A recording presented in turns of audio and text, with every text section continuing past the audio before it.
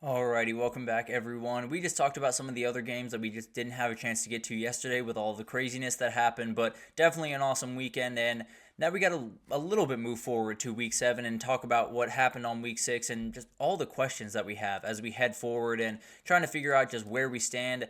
One of the biggest ones I have is there an elite team in college football? Is there a team that has separated themselves as the best team, as the team that has very few flaws at the very least and can win pretty much every game on their schedule? Because I have not found one. Now, I think there's an argument to be made for Texas and Ohio State. I do think they're both really, really good teams and have a number of things going for them. The thing is, who have they really played? Now, I do think Iowa's a good team. I'm not going to sit here and act like Iowa's not a solid win, especially when you win by 28 points. Also, I understand the Michigan win is getting a little less impressive for Texas, and I tend to agree.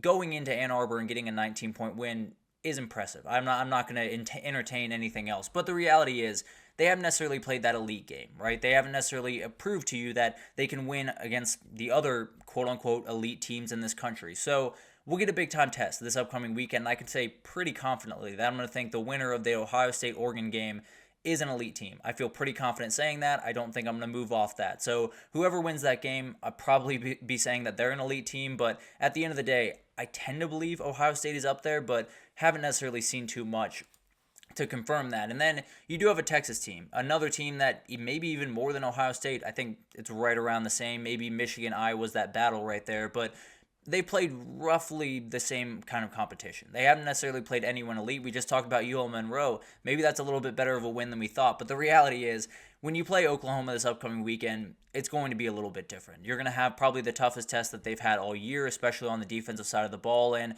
they're going to have to figure out where they stand. Now, I understand Oklahoma's not that world-beating team that they have been in the past. Getting a win at Red River is so hard, and we'll break that game down tomorrow, so I'll give you my pick and everything, but getting a win in that stadium is as hard as pretty much any win in any other stadium across the country. So I'm not necessarily, if Texas gets a win this weekend, especially if they win by 14 points, if they cover that spread especially, they are absolutely an elite team. And then Ohio State or Oregon, really, whoever wins that game, I feel pretty confident saying is elite. But we'll find out what happens the rest of the way. I would say right now there's no elite teams, at least as I see it, but I do think that could easily change this upcoming weekend. And then I got to talk about what was the best part of this weekend. I think everyone has a different answer about what, really stood out to them this past weekend. I think there's a number of different places to go, but I think for me it might just be that Diego Pavia interview. I loved the energy, I loved the passion, and I'll be honest, I love the expletives. It was very, very cool to see a guy with that much energy, with that much emotion, and did not care what that broadcast was going to have on their airwaves. It was absolutely incredible to watch, and his family joining him, it was special. It was everything that college football is about. It was everything that that kid is about. It was so cool to watch that moment. And then the other thing that stood out to me, kind of what we talked about a little bit earlier, was we just got a lot of things that we rarely get to see. We got to see Cal in a huge moment with game day behind them, with a huge game on tap, and it was incredible to watch. We got to see Vandy fans enjoy a huge win for the first time as long as I can remember. I'll be totally honest with you, and that was incredible to watch. We got to see Arkansas really just kind of get a monkey off their back. It felt like a program that really just needed that big time spark, and they got it in a number of different ways this past weekend. So getting to see that Cal crowd, getting to see all of the different crowds across the country really, and getting to see all of them flow onto the field was just downright special. And then you had to love the fan reactions from the Vandy guys. I think there's a number of things in this sport that you can take away from this past weekend. The biggest one to me is Vandy's not a program that doesn't have fans. They're not a program that, off the field is the same as on the field, at least over the past 10 years. These guys care a lot. They just have to sit through a couple of really tough years. And at the end of the day, when you get a moment like this, I don't care if the rest of the season is all losses for Vanderbilt. This is special. This is going to live on forever for that crowd. And that was probably my favorite part of the weekend. Getting to see all the videos, not only from the fan base on the field and carrying the goalpost to the river, but also all the videos of all the parents, showing their kids, the kids going crazy because they grew up rooting for Vanderbilt football. And it hasn't been great, let's be totally honest. But for that Saturday, you were the story in college football. And that is absolutely incredible. It's something that really doesn't happen a lot of other places. So love that. And it was by far, one of my favorite things that's happened this entire year. And then we got to talk about who made the biggest statement for 2024 this weekend, because that's a big time distinction. Vanderbilt made the biggest statement, obviously, and then Arkansas right after them, Washington, Minnesota made big time statements. But at the end of the day, when we're talking about what happens this year, no one did better than A&M. They absolutely dominated, but like boat race Missouri pretty much from the jump, won by 31 points, and very much put themselves in the SEC title race, the CFP race, and this team is playing really, really good football right now. And I think when you have Connor Wegman being protected, things can get interesting in a hurry. So A&M probably had the biggest win, probably made the biggest statement of this weekend. And then you got to talk about SMU. When you talk about the playoff, I mean, the ACC is pretty wide open right now. Let's say, Clemson stumbles and they're not quite the team that we expected them to be, or maybe Miami continues to play with fire and gets burnt a couple of times.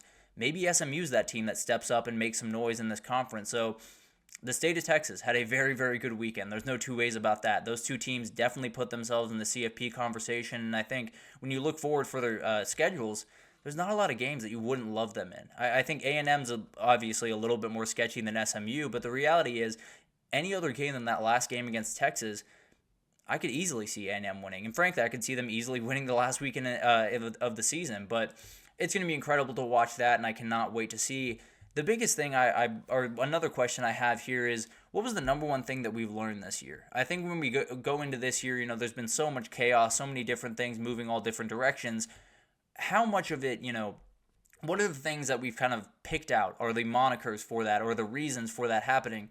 I think one of the big time things that I've learned is the NIL and transfer portal are doing exactly what it was designed to do. There is more talent spread than there ever has been. There's more guys that fit the system that they're in than there ever has been. Now, there's a couple of guys that's whiffed, and there's no two ways about that, mainly Florida State. But the reality is there are so many different things happening around the sport that really never happened and didn't necessarily have a way of happening. Diego Pavia is not ending up at Vanderbilt 5 years ago. He's very rarely ending up at Vanderbilt. He's probably staying at the Group of 5 level, or he's going up to the Power 5, but an SEC team is not coming to get him. So that's the reality of this system. You have the ability for a Vanderbilt to go find a Diego Pavia that totally changes their program, or you have a number of others. Will Howard was a huge addition for Ohio State, and that doesn't happen otherwise. And you have to figure out, where you stand going forward, and are you a Devin Brown team? Are you a Julian Sayin team? How are you going to go forward? You got the best of both worlds. You got a veteran guy that can make every throw you need him to make and can run the ball really effectively. So it's one of those things that obviously Ohio State was never hurting to get elite guys in that program, but if they didn't fix that quarterback problem, we're looking at a very similar Ohio State team to last year, but they got the quarterback right. At least that's what it seems right about now. And then you got Cam Ward. Cam Ward totally changed what that program is. He totally changed the energy around that place, the confidence that they have in themselves, and the way that you look at Miami football. And that's a totally game-changing thing. And I think we all understand that a lot of this has to do with NIL. A lot of this has to play into NIL. Now, not all of it by any means. There are a number of different reasons to make that decision, but it's one of those things that we wanted NIL and we want the transfer portal to come in and kind of level the playing field. As far as I'm concerned, it's been doing that, at least thus far, and we'll see what happens the rest of the season. Maybe it works itself back out, but as of right now, it feels like NIL and transfer portal are doing pretty much exactly what we want it to do. And we got to talk about the Heisman race. When you talk about this past weekend, I have a very weird beat on what's going to happen in the Heisman. I think Cam Ward and Jalen Milroe took a little bit of a step back. No two ways about that. Cam Ward did have that magical comeback, so it's one of those things that you can take the good with the bad. And then Jalen Milroe was not great, but I think the two mistakes he did make were not all that his fault. So it's not necessarily that they took a huge step back, but when you look at what Travis Hunter is doing, when you look at what Ashton Jeanty is doing, it's impossible to overlook. I think both those guys are just kind of separating from the pack a little bit because of how good they are. Especially Ashton Jeanty, I think people are starting to realize it's not about where he plays. It's not about the jersey that he wears. It's about how good that player is, and he is as good as it gets. It's so much fun to watch those guys play, but the thing is they're watching a little bit of a tightrope. I think when you talk about those two players, Travis misses a game or two, he's done. There's no two ways about that. Ashton Jeanty goes for 80 yards in a game or 70 yards in a game, he's done. I feel pretty confident when I say that, so you're going to have to make sure that you keep up the pace, which is a very, very tough thing to do. Now, you do still have some other people that can get in on this race. I think, obviously, Travis Hunter, Ashton Jeanty setting the pace, and then the quarterback's right behind them, but Jackson Dart has a big-time game coming forward. If they can get it rolling, then that's a dangerous team and a dangerous player. Quinn Ewers, when he's healthy, elite numbers, really elite team, and if he wins over the next couple of weeks, I can almost promise you that he will be top 3 in those odds going forward, and then possibly one of the elite wide receivers from around the country. I think there's so many different variables in this Heisman race, but at the end of the day, when I look up, I see two guys that are kind of standing above the rest, and that's Ashton Jeanty and Travis Hunter.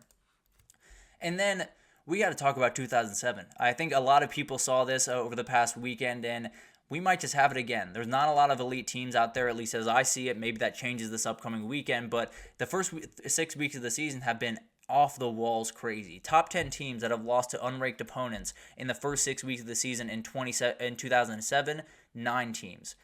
The number of teams that have done that this year, 8. So it's good. It's getting a little bit crazy. It's kind of meeting what 2007 did, and there's a world where it goes chalk from here. There's no two ways about that. There's a world where Ohio State and Texas kind of pull away from the pack, make this a little bit boring because they're so much better than everyone else.